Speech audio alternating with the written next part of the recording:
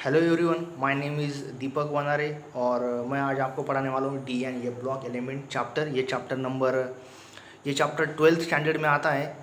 और उससे भी पहले मैं आपको ये बताना चाहूँगा कि एक्चुअली डी एंड यह ब्लॉक एलिमेंट मतलब क्या है। देखिए बच्चों, अगर आखिरी इलेक्ट्रॉन जाता है डी सब शेल में या एफ सब शेल में तो उसे हम बोलेंगे उस ब्लॉक का एलिमेंट। इसका मतलब क्या होता है कि अगर आखिरी इलेक्ट्रॉन जा रहा है यस सब शेल में तो उसे हम बोलेंगे यस ब्लॉक एलिमेंट। आखिरी इलेक्ट्रॉन जाएगा डी सबशेल में उसे हम बोलेंगे डी ब्लॉक एलिमेंट। और उसी तरीके से अगर आखिरी इलेक्ट्रॉन जाएगा पी सबशेल में तो उसे हम बोलेंगे उस ब्लॉक का एलिमेंट। तो बच्चों, आपको ये क्लियर हो चुका है कि actually D and F block element मतलब क्या है। D and F block element मतलब उस एलिमेंट की हमें पढ़ाई करना है जिसमें आखिरी इलेक्ट्रॉन होता है डी सबशेल में या एफ सबशेल में। ओके, उसके बाद हम देखो बच्चों, इसके अंदर है 4 series of element are 4 series of elements are formed by filling 3D, 4D and 5D and 6D cells of electron, जिसे हम कंबाइनली बोलते हैं डी ब्लॉक एलिमेंट। इस डी ब्लॉक की खासियत ये है कि जैसे अगर आप जाएंगे यस ब्लॉक से लेके पी ब्लॉक की तरफ तो इसमें काफ़ी वेरिएशन आते हैं प्रॉपर्टीज़ में। जैसे यस ब्लॉक के मोस्ट ऑफ एलिमेंट आपको पता है अच्छे से, वो इलेक्ट्रॉन देने वाले होते हैं। जैसे आपको 8, 9, 10 में कभी ना कभी ज़रूर पढ़ाया होगा कि what is mean by S block element या what is mean by metal. Metal मतलब इलेक्ट्रॉन देने वाला, नॉन मेटल मतलब इलेक्ट्रॉन लेने वाला। और उसके बीच में आते हैं ये ट्रांजिशन एलिमेंट जिसे हम बोलते हैं डी एंड ये ब्लॉक एलिमेंट। उसे भी हम देखेंगे। ट्रांजिशन मेटल उन्हें बोला जाता है जो आता है डी ब्लॉक में, और इनर ट्रांजिशन मेटल बोला जाता है ये ब्लॉक को। अब ऐसा क्यों होता है, क्या होता है, ये हम आगे धीरे धीरे देखेंगे। तो देखो अच्छे से, इस उसके बाद है 4 series of element are form by filling the 3D, 4D and 5D, 6D shells of electron, उसे हम बोलते हैं डी ब्लॉक एलिमेंट। अब देखो इसके अंदर क्या आता है, they are often called transition element, मतलब इसे जनरलाइज तरीके से क्या बोला जाता है, ट्रांजिशन एलिमेंट। अब ट्रांजिशन एलिमेंट मतलब क्या, इसके तुरंत हम डेफिनेशन देख लेते हैं। देखो बच्चों, ट्रांजिशन एलिमेंट मतलब क्या है। Transition element one which has incompletely field D orbital on its ground state or in any one of its oxidation state। इसका मतलब क्या है, ट्रांजिशन एलिमेंट उन एलिमेंट को बोला जाता है जिसमें डी में इलेक्ट्रॉन 10 नहीं चाहिए। आपको अच्छे से पता है कि डी सबशेल की कैपेसिटी होती है 10 इलेक्ट्रॉन को अपने अंदर लेने की, लेकिन अगर इसके अंदर 10 इलेक्ट्रॉन होंगे तो हम इसे ट्रांजिशन एलिमेंट नहीं बोलते। मतलब उसमें क्या चाहिए, डी सबशेल इनकम्प्लीटली फिल्ड चाहिए। हमें क्या चाहिए, डी सबशेल इनकम्प्लीटली फिल्ड चाहिए। अगर इसमें डी सबशेल इनकम्प्लीटली फिल्ड है तो उसे हम बोलते हैं ट्रांजिशन एलिमेंट। ओके, और उसके बाद उन्होंने दिया है कि चाहे वो उसके ग्राउंड स्टेट में हो या चाहे वो उसके ऑक्सीडेशन स्टेट में हो। ग्राउंड स्टेट मतलब ना उसने किसी को इलेक्ट्रॉन दिया है और ना उसने किसी से इलेक्ट्रॉन लिया है। लेकिन what is mean bye oxidation state, oxidation state मतलब एक तो इलेक्ट्रॉन वो लूज करेगा या इलेक्ट्रॉन वो गेन करेगा। अगर ऐसे भी केस में चाहे वो इलेक्ट्रॉन लूज करे चाहे वो इलेक्ट्रॉन गेन करे, उसमें अगर इनकम्प्लीटली फिल्ड डी ऑर्बिटल है तो उसे हम क्या बोलेंगे, ट्रांजिशन एलिमेंट। ओके, अब मैं धीरे धीरे आपको अच्छे से बताता हूँ कि व्हाट इज द काफ़ी बच्चों को ये पता ही नहीं होता है, शेल मतलब क्या, सबशेल मतलब क्या और ऑर्बिटल मतलब क्या। तो देखो बच्चों, हम बिल्कुल डिटेल में पढ़ेंगे what is the difference between orbital, subshell and shell. तो देखो बच्चों, ये है पूरा का पूरा शेल। अब हमने एग्जांपल लिया है सेकंड शेल का। सेकंड शेल में 2s भी आता है, 2px भी आता है, 2py भी आता है और 2pz भी आता है। इस पूरे को मिला के हम उसे क्या बोलेंगे, शेल। सबशेल मतलब क्या है, देखो इस शेल के अंदर इलेक्ट्रॉन s में भी है और इलेक्ट्रॉन px में भी है, py में भी और pz में भी, तो इसे हम बोलेंगे सबशेल। तो इसे हम क्या बोलेंगे यहाँ पे, सबशेल। तो देखो सेकंड शेल में सबशेल कौन सा है, 2s भी सबशेल है और p भी सबशेल, मतलब 2p भी सबशेल है। अब उसके बाद आता है ऑर्बिटल मतलब क्या। तो देखो अच्छे से, atomic orbital is the space where the probability of finding an electron is highest. मतलब ऑर्बिटल उस चीज़ को कहा जाता है जहाँ पे इलेक्ट्रॉन मिलने की ज़्यादा से ज़्यादा क्या है, पॉसिबिलिटी है। काफ़ी बच्चों को ये पता ही नहीं होता है what is the difference between orbital काफ़ी बच्चों को ये पता नहीं होता है what is difference between orbital and subshell. देखो बच्चों, ईच सबशेल कंटेन वन और मोर ऑर्बिटल, मतलब ये जो सबशेल है इसमें एक से भी ज़्यादा ऑर्बिटल हो सकते हैं। देखो एग्जाम्पल, यस सबशेल में कितना है, वन ही ऑर्बिटल है।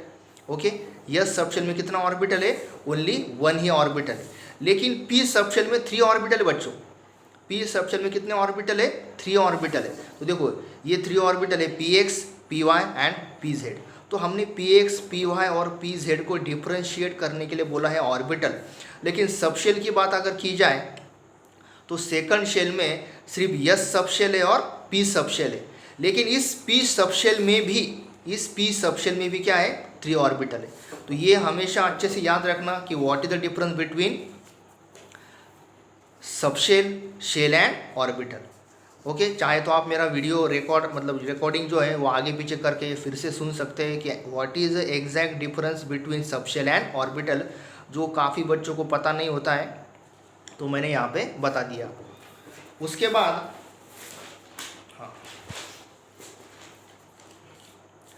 उसके बाद हम देखेंगे D and F block element में, उसे हम बोलते हैं ट्रांजिशन एलिमेंट। जैसे कि मैंने आपको अभी यहाँ पे बता दिया what is mean bye transition element. Transition element उन एलिमेंट को बोला जाता है जिसमें डी सबशेल कैसा होगा, कंप्लीटली फिल्ड नहीं होगा, चाहे उसका ग्राउंड स्टेट हो या चाहे उसका ऑक्सीडेशन स्टेट हो। अभी D block start from period number 4 and group number 3। Period number 4 have total 18 element बच्चों। तो देखो डी ब्लॉक जहाँ से स्टार्ट होता है उसे बोलते हैं हम पीरियड नंबर 4 या ग्रुप नंबर 3, और period number 4 and group number 3, और यहाँ पे टोटली 18 एलिमेंट्स होते हैं। तो यस ब्लॉक में आएंगे 2 एलिमेंट, डी ब्लॉक में आएंगे total 10 element and P block में आएंगे टोटल 6 एलिमेंट। इस तरीके से यहाँ पे 18 एलिमेंट आपको मिलेंगे। अभी मैं आपको और एक अच्छे से बात बता दूँ कि यहाँ पे इलेक्ट्रॉन जो है वो आखिरी के शेल में फिलअप नहीं होता है। तो देखो यहाँ पे सबसे पहले हम पढ़ेंगे 3D सबशेल के बारे में। तो देखो 3D अगर यहाँ पे है तो यहाँ पे n इज इक्वल टू 4 है। n मतलब क्या आएगा, क्वांटम नंबर। कौन सा क्वांटम नंबर बच्चों, principal quantum number. Principal quantum number मतलब ऐसे क्वांटम नंबर की, प्रिंसिपल क्वांटम नंबर मतलब ऐसा क्वांटम नंबर जहाँ पे इलेक्ट्रॉन फिल होने वाला है। तो देखो बच्चों इस केस में ये इलेक्ट्रॉन 3D में तो जा रहा है, लेकिन वो किस केस में जाएगा, n-1 3D सबशेल। इसका मतलब क्या है कि इसके पास शेल 4 रहेंगे बच्चों, लेकिन डी में इलेक्ट्रॉन जाएगा उसके पहले वाला। अब ये भी मैं आपको अच्छे से समझा देता हूँ कि एक्चुअली ये होता क्या है। मैं बिल्कुल बेसिक से पढ़ा रहा हूँ आपको ताकि आप अच्छे से समझ सकें। तो देखो बच्चों ये है फिगर। देखो यहाँ पे मैंने आपको अच्छे से रिप्रेजेंट किया है कि आखिरी वाले शेल को हम बोलते हैं यंग शेल, या उसे हम बोलते हैं आउटर मोस्ट शेल या वैलेंस शेल या अल्टीमेट शेल। जो आखिरी वाला शेल होगा जिसमें इलेक्ट्रॉन जाता है तो उसे हम बोलते हैं outermost shell, valence shell या अल्टीमेट शेल। आखिरी वाले शेल के पहला जो शेल होता है उसके पहले वाला, उसके बाद वाला नहीं, क्योंकि वो तो आखिरी वाला है। उसके पहले वाला जो शेल है उसे हम कहते हैं n-1 शेल, या उसे हम बोलते हैं पेनल्टीमेट शेल। और इसमें ही डी ब्लॉक हमें पढ़ना है। मतलब डी में जितने भी इलेक्ट्रॉन होते हैं वो इसी तरीके से फिलअप किए जाते हैं। मतलब मैं आपको बोलना चाहता हूँ डी सबशेल में जब जब इलेक्ट्रॉन जाएगा तब तब उसके बाहर भी कोई ना कोई शेल ज़रूर होगा। या इसे आप ऐसा भी बोल सकते हैं कि सबसे पहले बाहर के शेल में इलेक्ट्रॉन फिलअप होगा और उसके बाद ही अंदर की तरफ इलेक्ट्रॉन फिलअप होंगे। किस केस में, डी के केस में, मतलब डी ब्लॉक एलिमेंट केस में। और उसके भी पहले अगर कोई शेल है तो उसे हम बोलते हैं n-2 शेल, या उसे हम बोलते हैं anti penultimate shell. Anti penultimate shell को या किसी बुक के अंदर प्री पेनल्टीमेट शेल भी कहा गया है। तो अच्छे से समझ लो कि डी ब्लॉक एलिमेंट में आखिरी वाला इलेक्ट्रॉन, डी ब्लॉक एलिमेंट में इलेक्ट्रॉन आखिरी शेल में नहीं जाएगा, वो जाएगा उसके पहले वाले शेल में, उसे बोलते हैं हम n-1। n मतलब क्या होगा, प्रिंसिपल क्वांटम नंबर, मतलब वो एक्चुअली किस नंबर के शेल में है। तो डी ब्लॉक एलिमेंट में सारे के सारे इलेक्ट्रॉन इस तरीके से फिलअप किए जाएंगे। इलेक्ट्रॉन आखिरी वाला इलेक्ट्रॉन से पहले कुछ इलेक्ट्रॉन या 2 इलेक्ट्रॉन कहाँ जाएंगे, लास्ट शेल में, और लास्ट शेल के इलेक्ट्रॉन फिलअप होने के बाद वो कहाँ जाएगा, उसके पहले वाले शेल में, उसे हम बोलते हैं पेनल्टीमेट शेल। ओके बच्चों,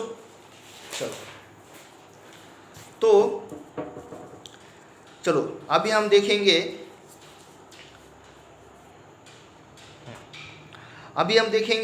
3D सीरीज। ओके, तो 3D सीरीज में एलिमेंट आते हैं scandium, titanium, vanadium, chromium, manganese, iron, cobalt, nickel, copper and zinc. तो अच्छे से याद रखना बच्चों कि आपको इसके एलिमेंट के एटॉमिक नंबर भी याद चाहिए और आपको याद चाहिए उसका इलेक्ट्रॉनिक कॉन्फ़िगरेशन भी। तो देखो मैंने आपको एक ट्रिक यहाँ पे लिख के दिया है, जिस तरीके से आप इसे आसानी से याद कर सकते हैं। जैसे मैंने यहाँ पे लिखा भी है, स्क टी व क्रमन फे को नी कॉपर एंड जिंक। स्क टी व क्रमन फे को नी कॉपर एंड जिंक। तो देखो ये है स्क मतलब क्या हो गया स्कैंडियम, ये है टी आई मतलब क्या है टी से टिटेनियम, ये है वी मतलब व से क्या हो गया वैनेडियम, ये है सी आर मतलब क्या है क्रोमियम, क्र से क्रोमियम, ये है यम एन मन, देखो अच्छे से यहाँ पे रिदम जुड़ चुका है, मन मतलब क्या होगा मैग्नीज। उसके बाद क्या है फे मतलब क्या लेंगे आप उसको आयन। उसके बाद क्या आएगा यहाँ पे कोबाल्ट, कोबाल्ट मतलब ये को से क्या आएगा कोबाल्ट, और ये नी से क्या आएगा निकेल, और आखिर में आपको जनरली बोल देना है कॉपर एंड जिंक।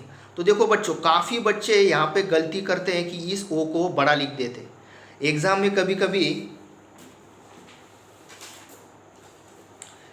कभी कभी आपको ऐसा भी दिया जाएगा सी कैपिटल सी एंड कैपिटल ओ, और कभी कभी आपको ऐसा भी दिया जाएगा कैपिटल सी एंड स्मॉल ओ। तो बच्चों इसका मतलब हो गया ये है एक कार्बन और एक क्या है ऑक्सीजन, और इसका मतलब क्या हुआ ये है हमारा कोबाल्ट। याद रखना हमेशा अच्छे से कि यहाँ पे ये जो कोबाल्ट का ओ है ये स्मॉल होना चाहिए। बच्चों को एग्जाम में ये डिफरेंस समझ में नहीं आता है, कभी कभी बच्चे गलती कर देते हैं। ये है कार्बन और ये है ऑक्सीजन और ये है हमारा कोबाल्ट। तो देखो बच्चों इसका जनरल इलेक्ट्रॉनिक कॉन्फ़िगरेशन होता है 3D 1:2 सॉरी 1:10 एंड 4s 1:2। इसका मतलब क्या है कि जितने भी आप डी ब्लॉक के एलिमेंट देखेंगे उस डी ब्लॉक के एलिमेंट में इलेक्ट्रॉन जाएगा 3D में, 3D के केस में इलेक्ट्रॉन जाएगा 1 से लेकर 10 तक, मतलब 3D सबशेल में इलेक्ट्रॉन 1 भी हो सकता है या 10 भी हो सकते हैं, 10 होते हैं जिंक के केस में, और 4s में इलेक्ट्रॉन जाएंगे 1 से लेकर 2 तक।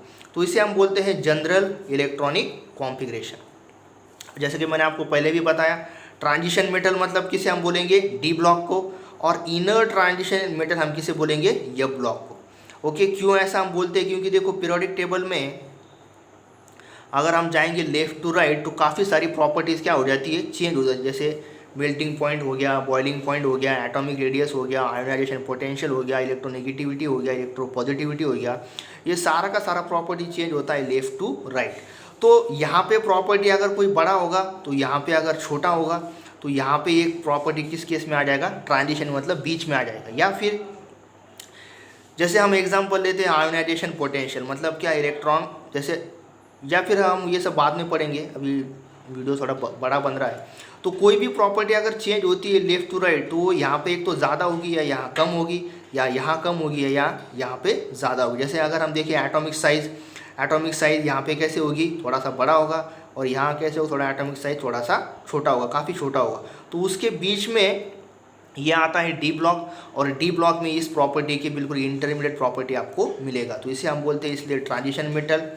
और उसके भी बाद यहाँ पे नीचे आता है एफ ब्लॉक, ये सॉरी मैं यहाँ निकालता हूँ ऐसा एफ ब्लॉक, इसमें प्रॉपर्टी और वेरी हो जाता है इसलिए हम इसे बोलते हैं इनर ट्रांजिशन मेटल।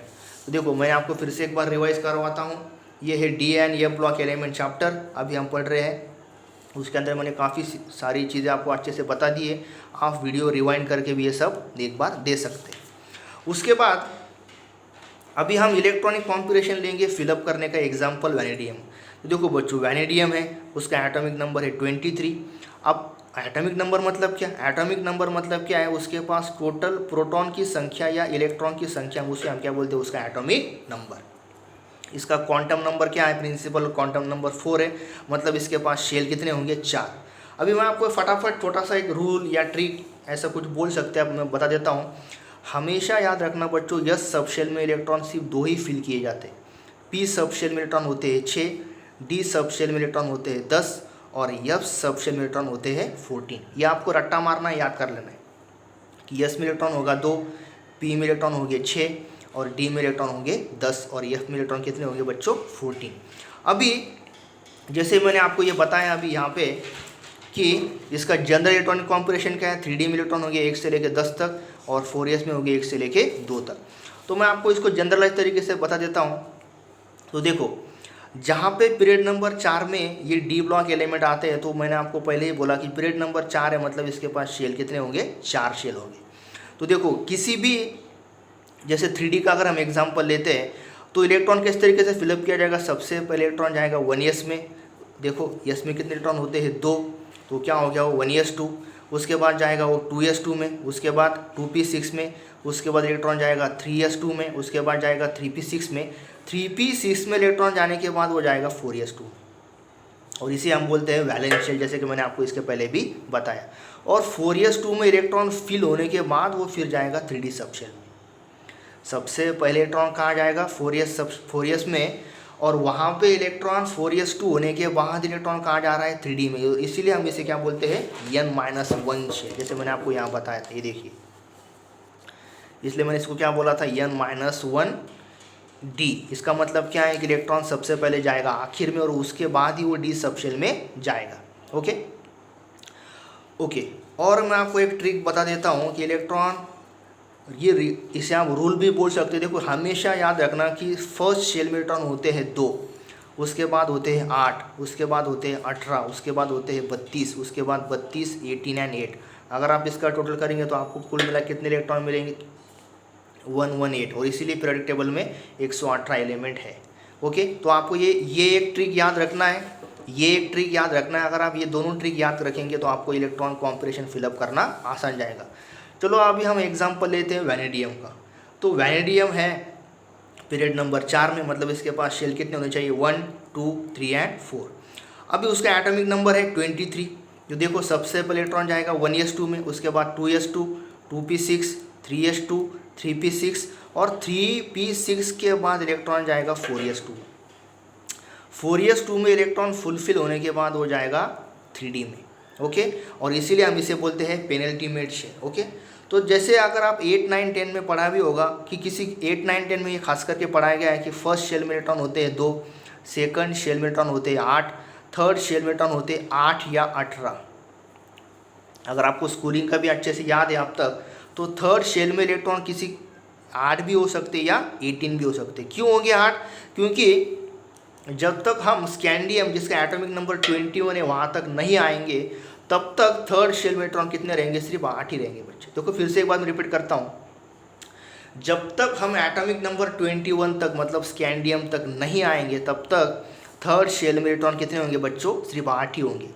अगर हम स्कैंडियम से शुरुआत करेंगे तो फिर थर्ड शेल में इलेक्ट्रॉन धीरे धीरे फिलअप होना स्टार्ट होगा, और इसीलिए थर्ड शेल में इलेक्ट्रॉन 8 भी हो सकते हैं या 18 भी हो सकती है, आपको स्कूलिंग में पढ़ाया हुआ। चलो, उसके बाद मैं आपको फिर से एक बार रिवाइज कर देता हूँ। जैसे उसके बाद जैसे हमने पढ़ा ट्रांजिशन एलिमेंट मतलब क्या है।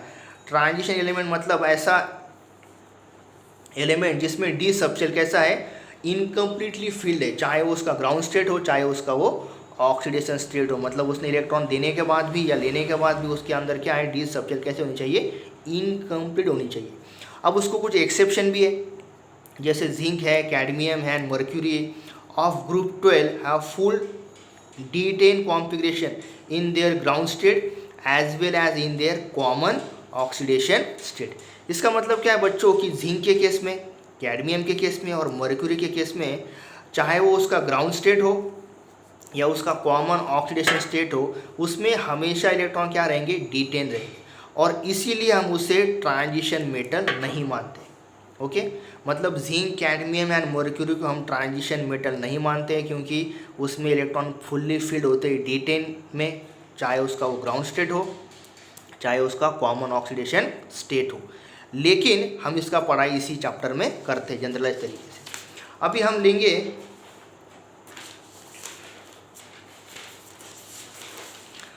लेंगे electronic configuration of 3D series of D block element. तो जैसे मैं फटाफट आपको बता देता हूँ, मैं वीडियो ज़्यादा बड़ा नहीं करना चाहता। ये है symbol scandium, titanium, vanadium, chromium, manganese, iron, cobalt, nickel, copper and zinc. ये इसके एटॉमिक नंबर है 21 से लेके 30 तक। और ये उसका देखो बच्चों ऑब्जर्व्ड इलेक्ट्रॉनिक कॉन्फ़िगरेशन है। अब ये ऑब्जर्व्ड इलेक्ट्रॉनिक कॉन्फ़िगरेशन क्या मसला है, इसका मसला ये है कि यहाँ पे साइंटिस्ट लोगों को इस तरीके से ऑब्जर्व इलेक्ट्रॉनिक कॉन्फ़िगरेशन मिले जो एक्सपेक्टेड इलेक्ट्रॉनिक कॉन्फ़िगरेशन से थोड़ा अलग था। किस केस में? खासकर के केस में क्रोमियम के और कॉपर के, मतलब क्रोमियम के और कॉपर के केस में इलेक्ट्रॉनिक कॉन्फ़िगरेशन थोड़ा सा अलग है। ओके, ये क्यों अलग है हम देखेंगे। ओके, देखो यहाँ पे इलेक्ट्रॉन फिल हो रहा है स्कैंडियम के केस में 3d1 में, उसके बाद जा रहा है टिटेनियम में 3d2, उसके बाद जा रहा है वैनेडियम में 3d3, लेकिन अचानक से वो यहाँ पे क्रोमियम के केस में 3d5 हो गया। यहाँ पे अगर वो 3d5 हुआ है मतलब वो यहाँ पे 4s1 है, जैसे ये 3d1 4s2 है, 3d2 4s2 है, 3d3 4s2 है, तो यहाँ पे भी इलेक्ट्रॉनिक कॉन्फ़िगरेशन चाहिए था 3d4 एंड 4s2, जैसे कि वो हुआ नहीं, और यहाँ पे क्या हो गया electronic configuration 3d5 and 4s1। उसके बाद है मैग्नीज में 3d5 4s2, आयन के केस में आर्गॉन 3d6 4s2, कोबाल्ट के केस में आर्गॉन 3d7 4s2, निकेल के केस में आर्गॉन 3d8 4s2। और देखो बच्चों कॉपर के केस में फिर से एक बार उसने एक्सेप्शनल इलेक्ट्रॉनिक कॉन्फ़िगरेशन बताया, मतलब कॉपर के केस में इलेक्ट्रॉनिक कॉन्फ़िगरेशन क्या होना चाहिए था 3d9 एंड 4s2, जबकि वो ऐसा होता नहीं है और क्या हो जाता है 3d10 एंड 4s1। तो देखो बच्चों हम इसके आगे पढ़ेंगे ऐसा क्यों होता है, वाई एक्सेप्शनल इलेक्ट्रॉनिक कॉन्फ़िगरेशन इन क्रोमियम 24। हम ऐसा ही देखेंगे कॉपर का भी, लेकिन फिलहाल देखते हैं क्रोमियम का। देखो इसके लिए मैं ये आपको और अच्छे से पढ़ाने से पहले आपको एक थोड़ा सा और ट्रिक दे देता हूँ, रूल फॉर एक्स्ट्रा स्टेबिलिटी। जैसे अगर यस में ये आप ट्रिक के तौर पे यूज़ कीजिए या यूज़ कीजिए कि ये एक्स्ट्रा स्टेबिलिटी कैसे मिलती है सब शेल को। देखो बच्चों यस में इलेक्ट्रॉन चाहे एक हो चाहे दो हो हमेशा स्टेबल रहेगा। एक हुआ तो उसे हम क्या बोलेंगे हाफ फील्ड, अगर यस में है इलेक्ट्रॉन दो तो उसे हम क्या बोलेंगे फुल्ली फील्ड। लेकिन बच्चों देखो पी के केस में अगर इलेक्ट्रॉन पी सबशेल में 3 है 1 2 3 तो वो क्या हो गया बच्चों देखो हाफ फील्ड, तो उसे हम क्या बोलेंगे एक्स्ट्रा स्टेबल। या अगर है 6, इस तरीके से इलेक्ट्रॉन फिलअप नहीं करते हैं एक्चुअली, लेकिन बता रहा हूँ मैं आपको वो प्रिंसिपल ऐसा काम नहीं करता है। तो देखो इलेक्ट्रॉन चाहे उसके पास 3 हो चाहे वो 6 हो उसे हम क्या बोलेंगे एक्स्ट्रा स्टेबल। उसी तरीके से डी स्ट्रक्चर में अगर इलेक्ट्रॉन उसके पास 5 है तो भी वो स्टेबल है, या अगर उसके पास इलेक्ट्रॉन 10 है तो भी क्या है वो स्टेबल है। जैसे इस केस में हम देखेंगे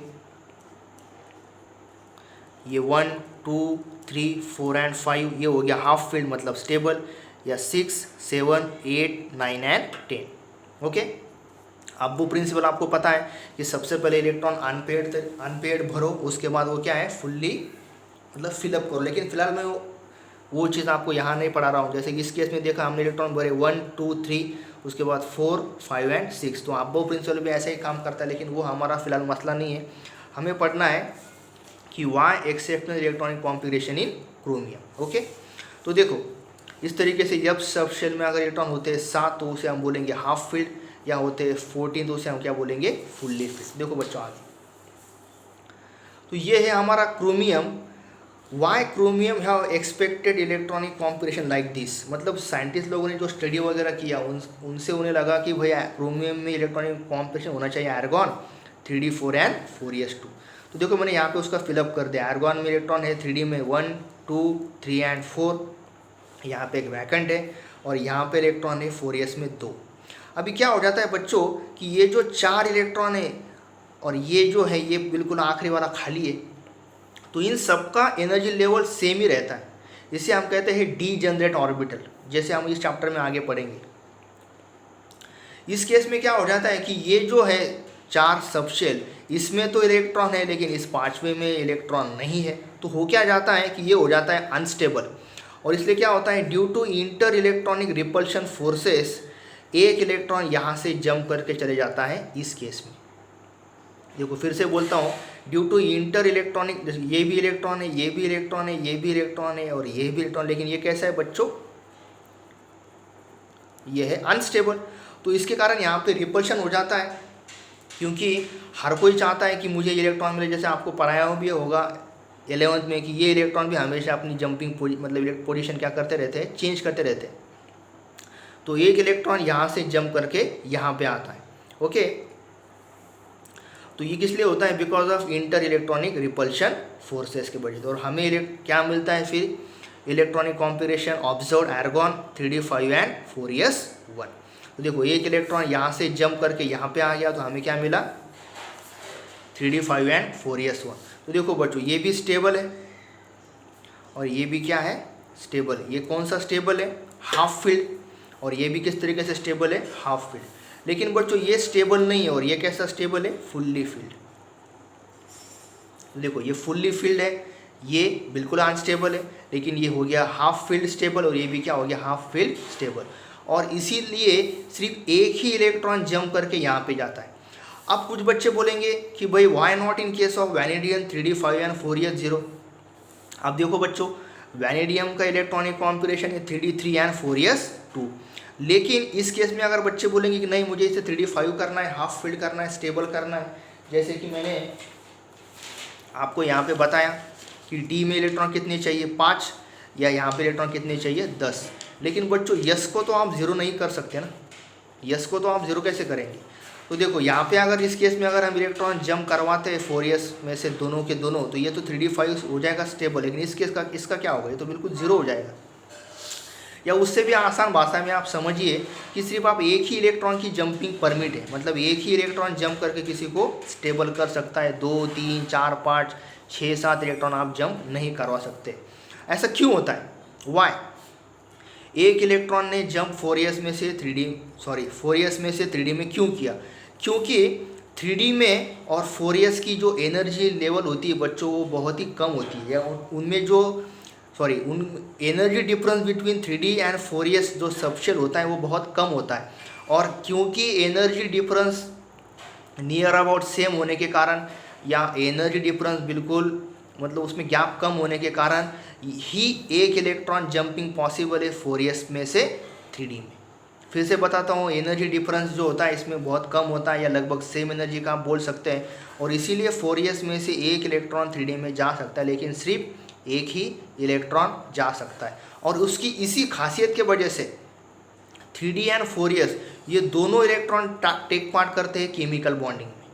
मतलब 3d में से इलेक्ट्रॉन जंप करेगा, शेयर करेगा और कोवैलेंट बॉन्ड बनाएगा, और 4s में भी इलेक्ट्रॉन शेयर करेगा, जंप करेगा और वो बॉन्डिंग बना सकता है। और इसीलिए 3d एंड 4s ये दोनों के दोनों सब शेल के इलेक्ट्रॉन टेक पार्ट करते हैं केमिकल बॉन्डिंग में। और इसीलिए यहाँ पे इस 3d एंड 4s दोनों के इलेक्ट्रॉन के बारे में आपको सोचना पड़ेगा अगर आप केमिकल बॉन्डिंग इसका स्टडी कर रहे हैं। और इसीलिए बच्चों इसमें पाया जाता है वेरिएबल ऑक्सीडेशन स्टेट, क्योंकि इलेक्ट्रॉन 3d में से भी लूज़ हो सकता है या 4s में भी लूज़ हो सकता है। या इस तरीके से क्यों लूज़ हो सकता है, क्योंकि एनर्जी डिफरेंस बहुत कम है, या वो 3d एंड 4s दोनों के इलेक्ट्रॉन का उपयोग करके बॉन्ड बना सकता है। वाई, क्योंकि इसमें एनर्जी डिफरेंस कैसा होता है, बहुत कम होता है। ओके, तो आज के लिए बच्चों इतना ही। मैंने बहुत कम पढ़ाया, लेकिन मैंने जो भी पढ़ाया बहुत अच्छे से पढ़ाया, बिल्कुल डिटेल में लिया है। आपको सारा का सारा एक बार रिवाइज करवा देता हूँ। हमने डी ब्लॉक एलिमेंट चैप्टर भी देखा, उसमें हमने उसका 3D सीरीज़ भी देखा, स्कैंडियम से लेके जिंक तक, उसका मैंने आपको ट्रिक भी बता दिया है। और ख़ास करके मैंने आपको काफ़ी डिफरेंस बता दिया है, what is difference between orbital and subshell and shell. ये काफ़ी बच्चों को पता नहीं होता है, मैंने ये भी बता दिया। आउटर मोस्ट शेल क्या है, पेनल्टीमेट शेल क्या है, एंटी पेनल्टीमेट शेल क्या है। ट्रांजिशन मेटल का आपको डेफिनेशन बता दिया। देखो यहाँ पे आ गया ये ऑर्बिटल। ओके, तो ये ऑर्बिटल मतलब ये हमको यहाँ करना है consider. Okay, incompletely field D orbital हमें चाहिए, मतलब किसी भी डी ऑर्बिटल में फुल्ली फिल्ड इलेक्ट्रॉन नहीं चाहिए। और आखिर में मैंने आपको ये बता भी दिया उसका,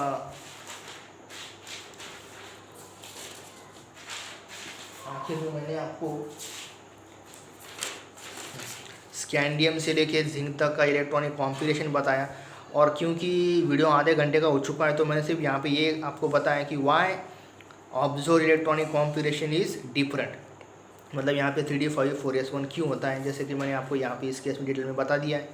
okay, thank you very much.